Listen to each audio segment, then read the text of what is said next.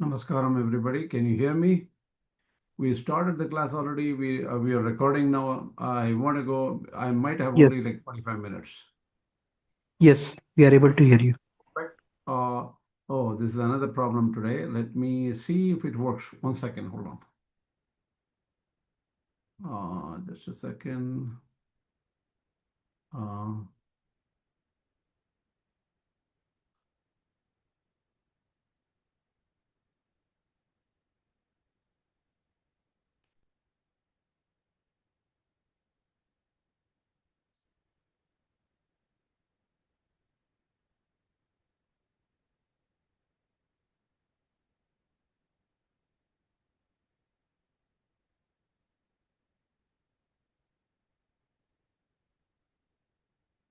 Let me see if I can share. I made a new decision not to send more money for Microsoft PowerPoint and try to do it with Google Slides, which are free. I never did this for some reason. I never, just a second, please. What is this happening here? Okay, okay, now should be okay. Here, can you see my slides? Yes, Good. I'll play from the start and see if it works. See, these slides were converted from Google Slides into PPT, and I'm now, showing the slides. Let's see how it works out.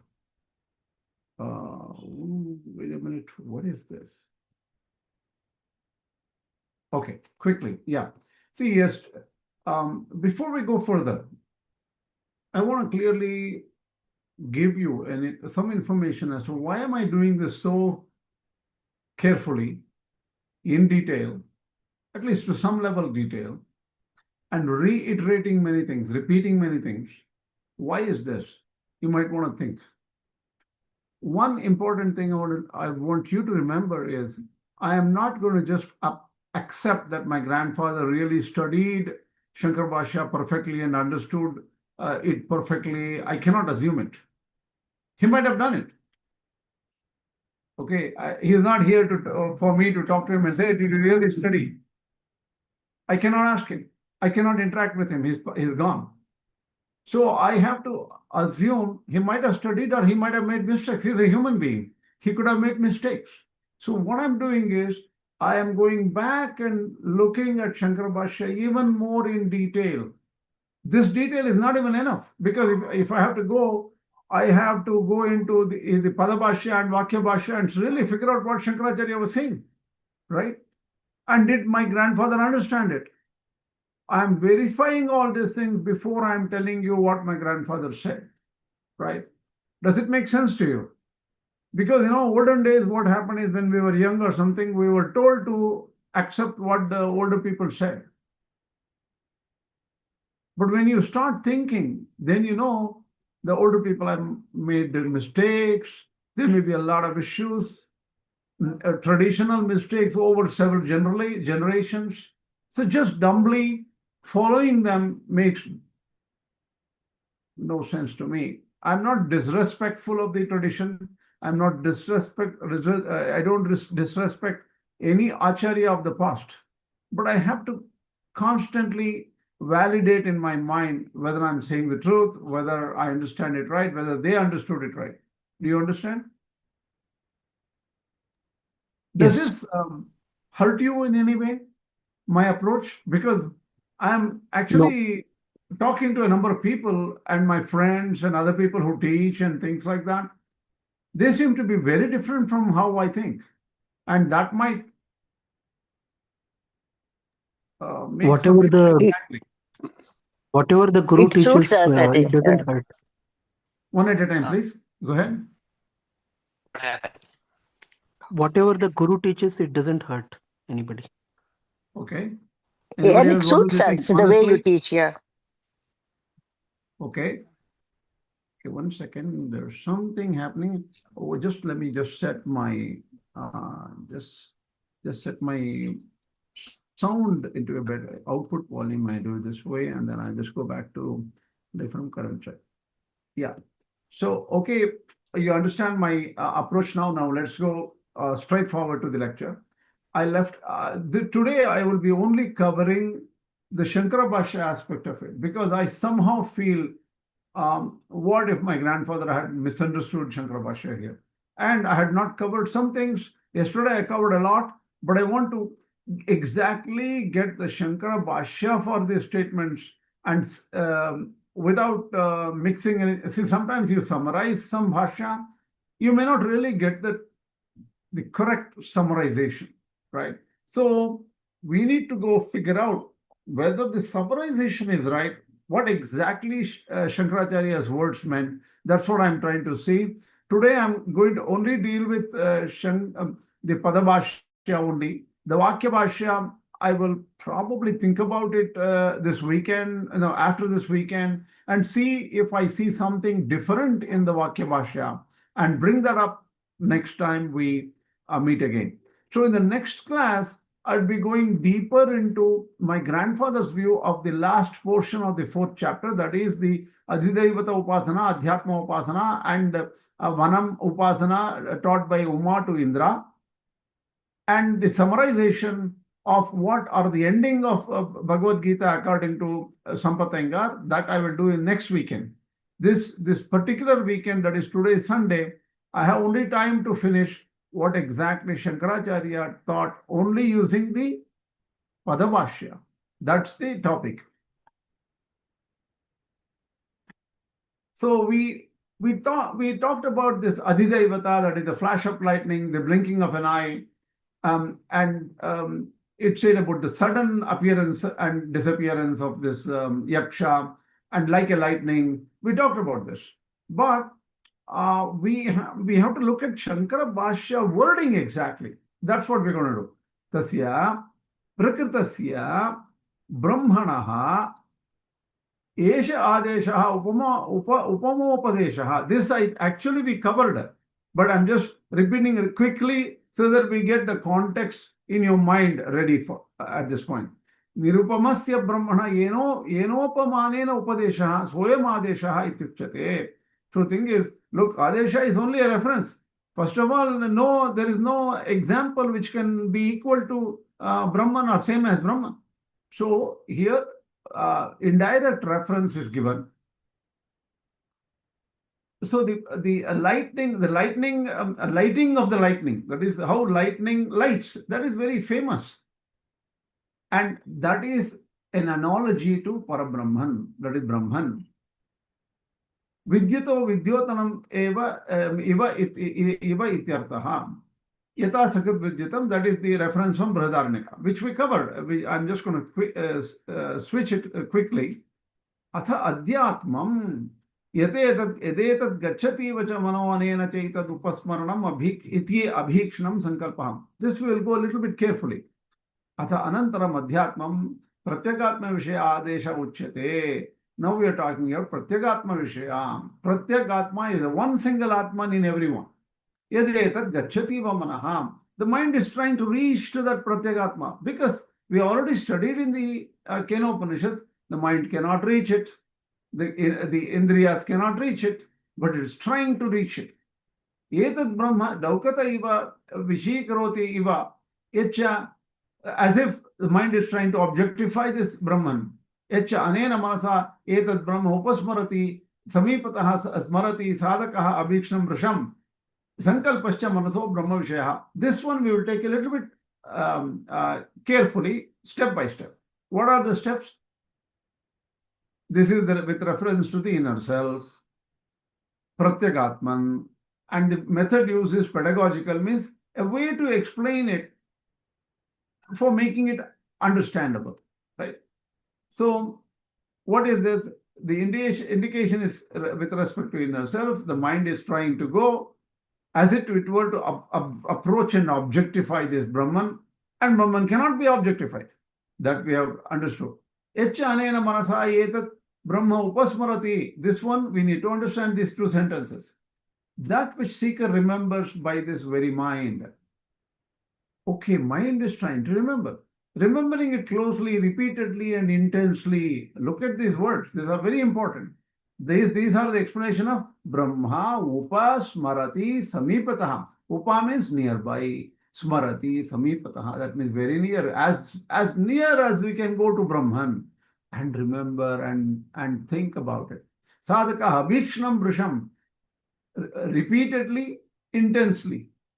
Even the volition of mind has Brahman as its, even the volition of the mind has Brahman as its object. That's not possible. Sankalpasya manaso Brahma Vishaya.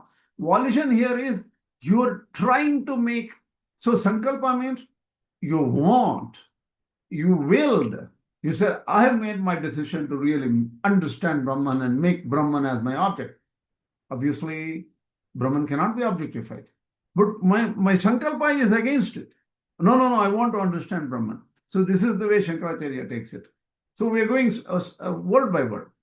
Mana adi upadikatvathi manasaha sankalpa smrityadi pratyayaihi abhivijyate brahma vishayikriyamānamiva ataha sayesha brahmano adhyātmam adeshaha. Let's go this.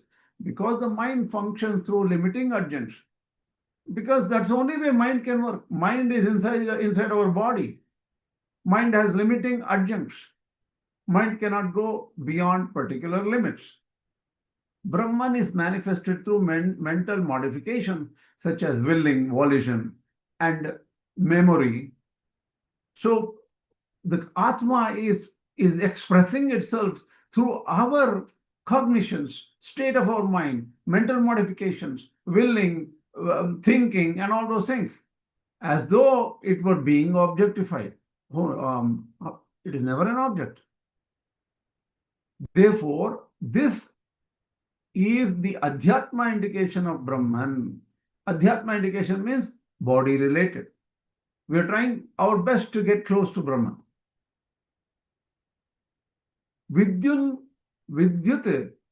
nimeshanavadadhidaivatam dhruta-prakāśana dharmi adhyātmam cha manaha pratyaya samakāla abhivyakti dharmi ityesha adeshaha. What does it mean?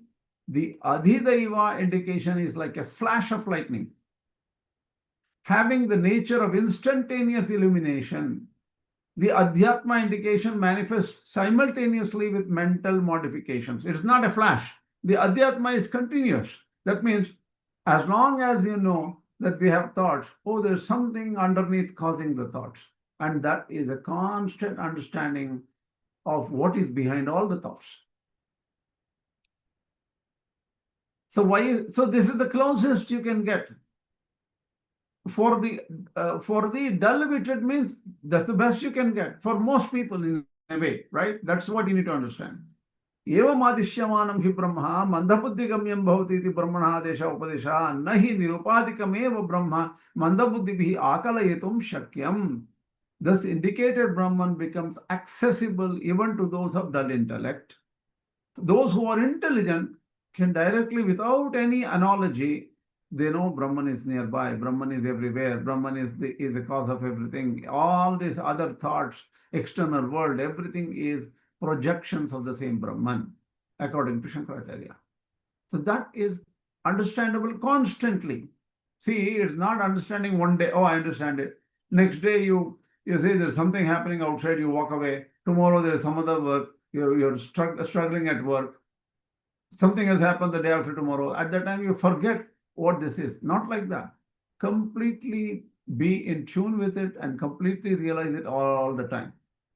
In every thought, you realize the underlying Brahman. That's a tough thing to do. So to explain the inexplicable, this is the only way to do it, using two analogies. So for people or minds who cannot grasp it, this is the way to explain. This is also explaining secretly upāsanā. Because constant, look at this. There is this what do you call? There is we studied, right? Remembering it closely, upasmarati, repeatedly and intensely, abhikshnam, sankalpaha. That is, you make your mind to objectify Brahman. All these things are clearly upāsanā focused. How is it different from what some other person talks about upāsanā? Right?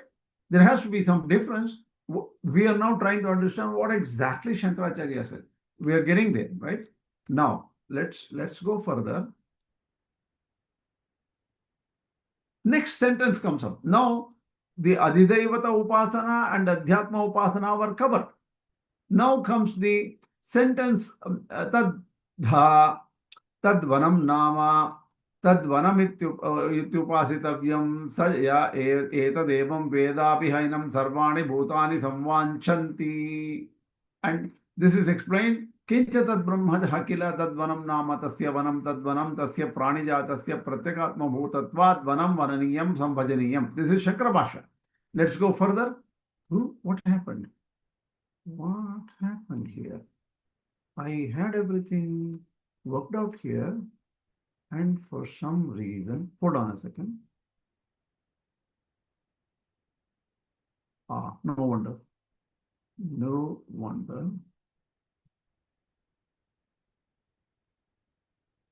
This is Shankar. This is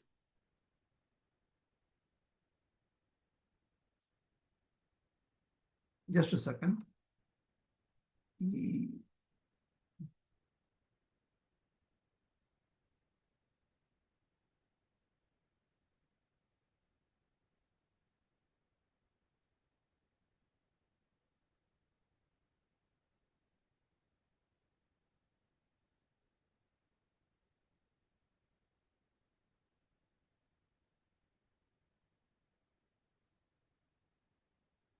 For some reason, I didn't finish it. No idea why. This particular thing, I'm just going to find out if I ever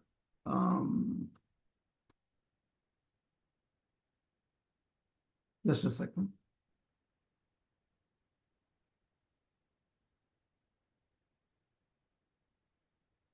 Yeah, I know what happened. I know.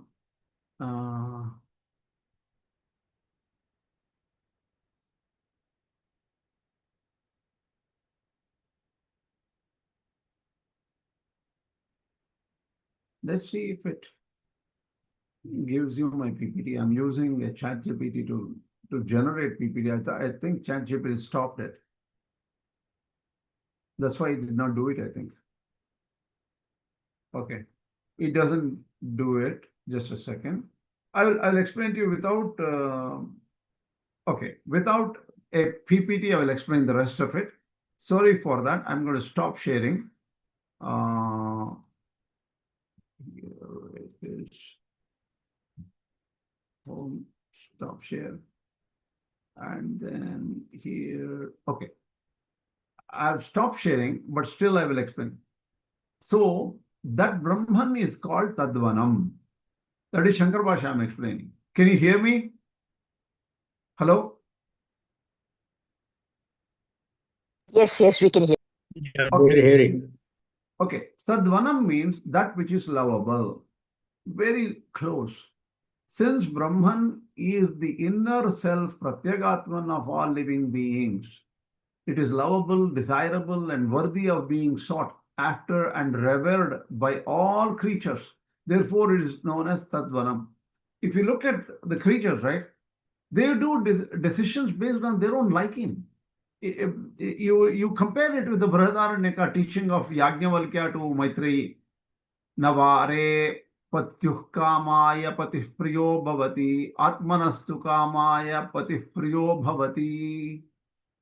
Navare vittasya kamaya vittam priyam bhavati atmanastu kamaya vittam priyam bhavati. What does all these statements say? A person, what do you call, I'm only talking about Śaṅkara bhāṣya here. See, the thing is, everybody is taking, things are likable only because they're selfish in a way. That means they love their self so much. Not that a wife loves the husband because that husband is just a husband. Because Atmanastu Kamaya, she loves herself. She loves what is good for her. That is why she likes her husband. Similarly, a person likes money. Not because money is likable, because a person likes himself or herself. That is why he likes money. So everything is for selfish purposes. But what is this selfishness? Every being will love themselves. And even an ant or a worm or a snake will only protect itself, self-interest. So by nature, we want to protect ourselves. That is why Ātma or the Brahman, pratyagātman, becomes vanam, very likable to everybody. Because the well-known Brahman is designated this name as Tadvanam. It is to be meditated upon and contemplated through this very designation which expresses an attribute, guna. Oh, Brahman is likable. That's a powerful guna. He who knows and meditates upon this Brahman exactly as described and endowed with the stated attribute, all beings desire such meditator seeking him and approaching him as they desire and seek Brahman itself. That means a person who meditates Brahman has very likable, he is most desirable entity. Automatically, other people around him, they like him too.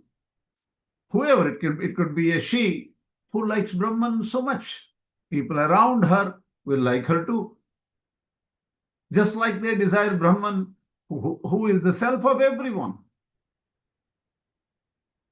This is the idea of this Tadvanam upāsitavyam. Let me tell you one thing. Śaṅkarāchārya is giving, in these explanations, he is giving a phenomenal secret out.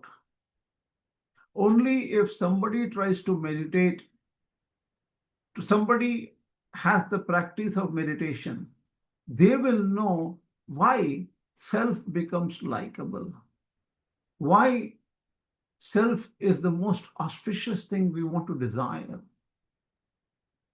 And the desirability of self becomes obvious for a meditator.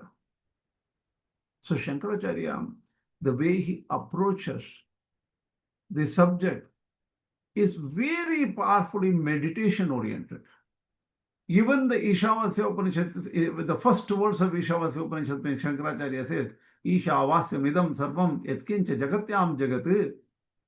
He says, you cover up everything in this universe using Isha. You don't, what you experience here is bad. It has got kartatva, jnātatva, bhoktatva, and all these problems are associated with this universe. But you cover it up using Brahman or Isha. Then you will only see Isha. You will not see the problems. The problems will go away. Like how if somebody wears a wonderful scent,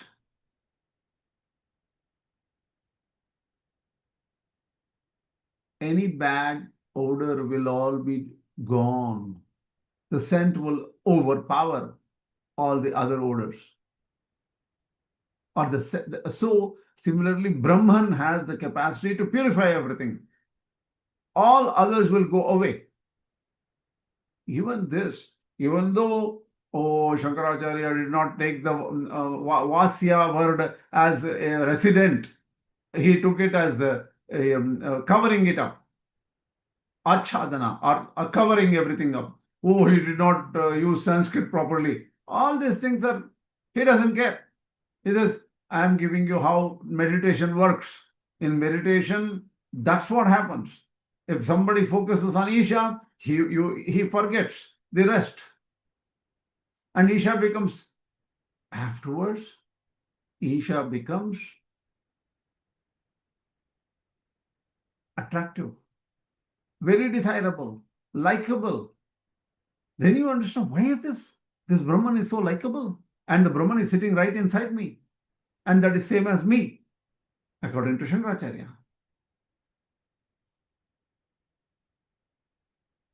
Only a meditator realizes this. And Śaṅkarāchārya wonderfully explains this. Any doubt so far?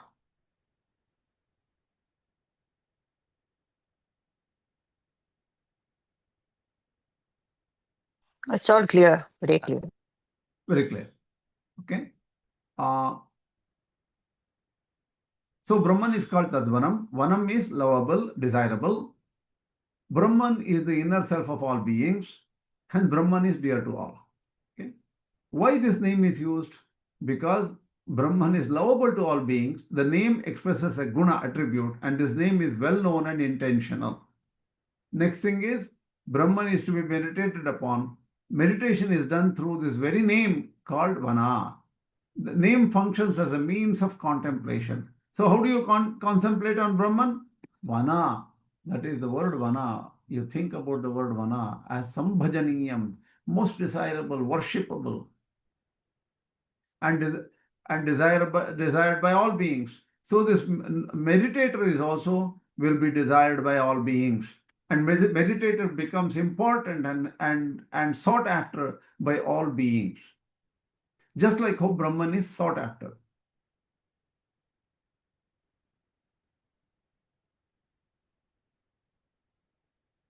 So this is the end of what Śaṅkarāchārya states. I want to take up Sampatangar's view on it and what changes does he bring out. That is the topic for the next class. Today, this is what I wanted to let you know. So far, do you have any doubts in anything? We can address some doubts here and there, and then we can close this short class if there is no doubt.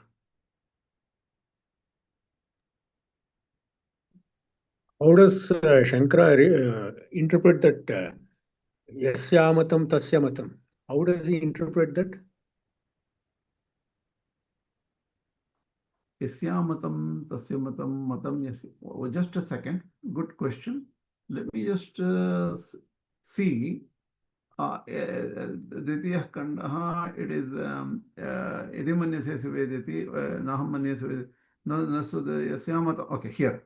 Yasyamatam tasyamatam matam yasya na vedasaha. I might even want to share my screen. That way you also read. Okay, here.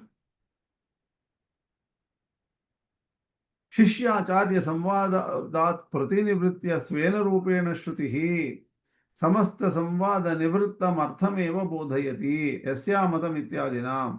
So Shruti is summarizing by stating Yasyamatam, Tasyamatam, whatever happened till now, Shruti is summarizing.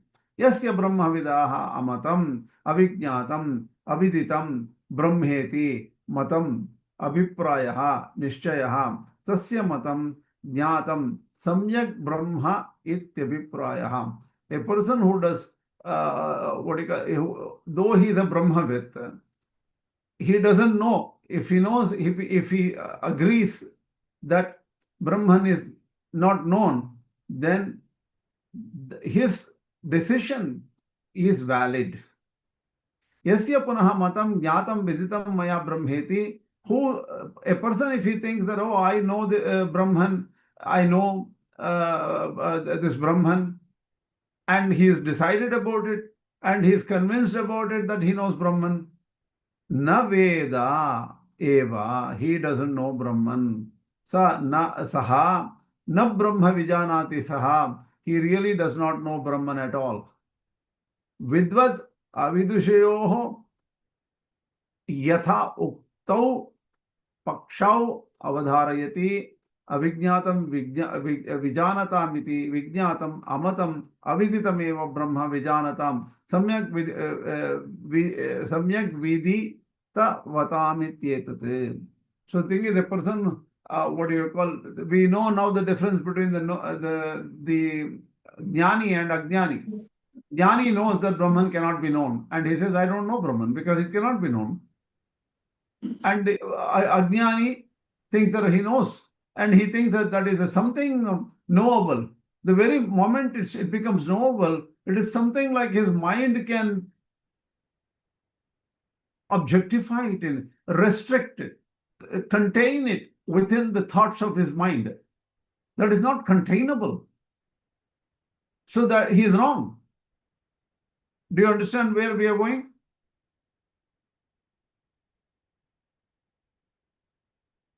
Did I answer your question? Basically, Brahman is not an object of knowledge. Exactly. It is not an object of knowledge. It can never be known. That is the decision of Śaṅkarāchārya. So And it is it- unlike in Viśiṣṭādvaita, where Brahman cannot be known because of its infinite nature. Exactly. Brahman can be partially known, cannot be fully known in Viśiṣṭādvaita. That's true. So what he's saying is, if you know anything about Brahman, those characteristics or attributes that do not really belong to Brahman, but to the adjuncts or upadhis, like body, mind, intellect, and external universe, right? That's all. So all these in the adidaśana upāsanā or the adhyātma upāsanā, according to Śaṅkarāchārya, they are references to Brahman. The adidaśana upāsanā is cosmic reference to Brahman, the reference of this universe to Brahman, saying that look, we know this universe or cosmos because of Brahman. That's all. And then he is related to the cosmos, in the sense that our consciousness or our thoughts about this universe occur because of Brahman. In a way, cosmos is a projection. See, this is where it gets complicated. So we are all dreaming about this cosmos in a way. So here, then later acharyas go into in depth into drishti srishtivada, srishti drishtivada, and all this. Okay, this universe is just a dream. It presents itself. It is not real. All these kind of things, they go deeper into this analysis. But Śaṅkarāchārya stops somewhere. Śaṅkarāchārya also, they argue that Śaṅkarāchārya agrees with them. That's a different question.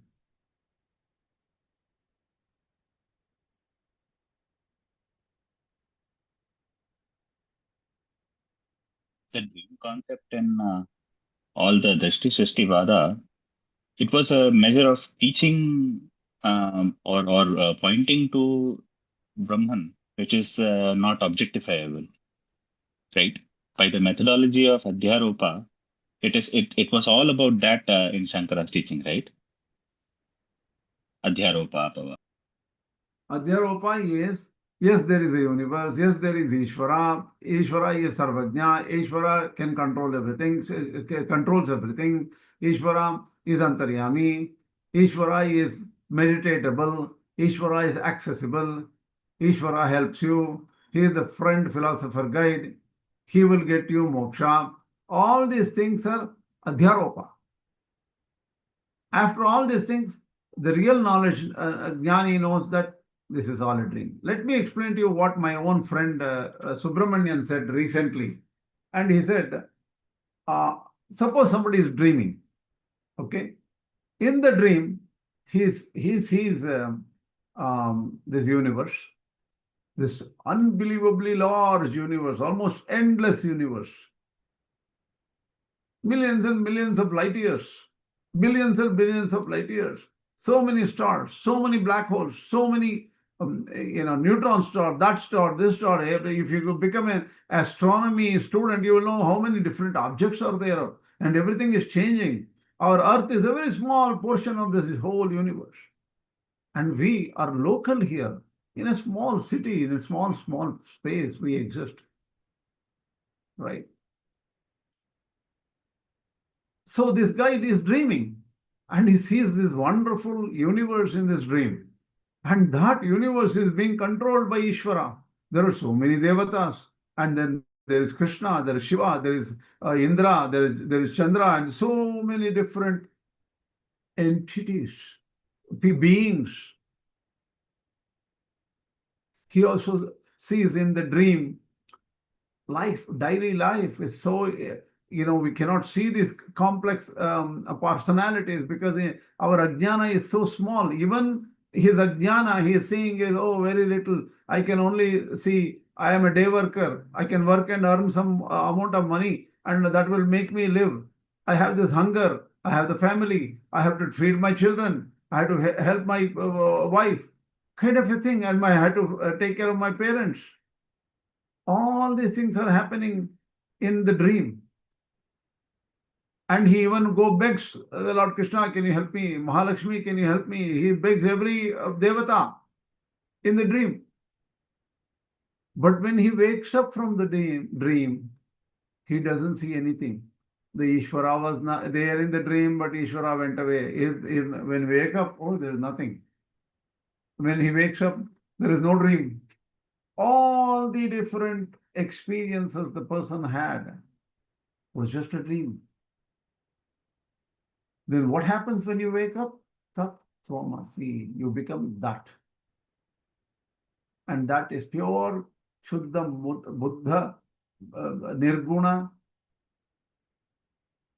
Atma. It's just consciousness, pure consciousness, without any attributes whatsoever. No relation to Sarva Samsara Dharma Varjitam. It does not have any relations with all the things you knew in your dream. Sarva Samsara Dharma Varjitam. Anything in this universe that really, those attributes never exist in that Brahman. He is pure, but existent. He is not nothing. He does exist. Sat Chit Ananda, they say. Satyam Jnanam Anantam Brahma. It's all there. And Śaṅkarāchārya explains the Satyam Jnanam Anantam Brahma in a very negative way. He says Satyam means Asatyavratam, that which is not Asatya. Jnanam means that which is not mute or insentient. Anantam, that which is not limited. So he never says how that Brahman is, because Brahman cannot be explained, Brahman cannot be understood, Brahman cannot be an object either. But because of Brahman, everything works. Brahman is never seen. That's how he takes it. So the Drishti-Srishti-vada the moment the Srishti is there only because of Drishti. That means, oh, in the dream he saw these things. That's what the Srishti is about. So Srishti itself is a dream. That's how they take it. Any other questions?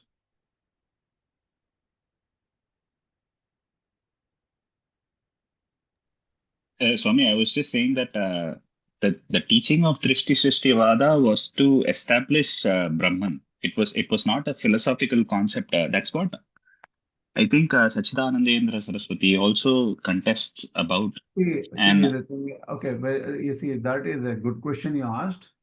Actually, Sachidanandendra Saraswati completely disagrees with the rest of the entire Advaita Acharyas of today.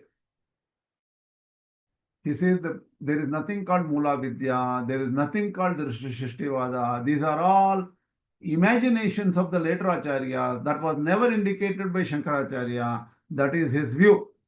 But V. Subramanian told me that the modern Acharyas do not agree with it because they say Drishti Srishti Vada was there very clearly explained in Shankara bhāṣya itself. And that Sachidanandendra Saraswati Swami denies. By the way, this is going out of the subject at this point. And it's important because today, if you want to talk to any Advaiti, you have to understand DSV, Drishti Srishti Vada, Srishti Drishti Vada, all these things you have to understand. Otherwise, you will never be able to communicate with any Advaiti. So, what I would say is this is something beyond Kena Upaniṣad. We will deal with it when I get educated about it enough. Today, I don't have the knowledge about the modern changes and modern controversies between different acharyas about Drishti Srishti Vada. I don't have the knowledge. In fact, I told V. Subramanian, please give me a lesson on all this Drishti Srishtivada, and the internet, lot of people are arguing against and for and against and for, and I don't understand it. And so what I will do is I will learn myself and one day give you a class on what is this modern Advaita about. What do they believe? What do they not believe in? That I will come back to you later. Not only the modern view, even does Shankara accept Ashtavakra's view? Shankara, I don't even know if Śaṅkarāchārya ever, one thing, some people say Śaṅkarāchārya referred to Yoga Vāsiṣṭha. I doubt it.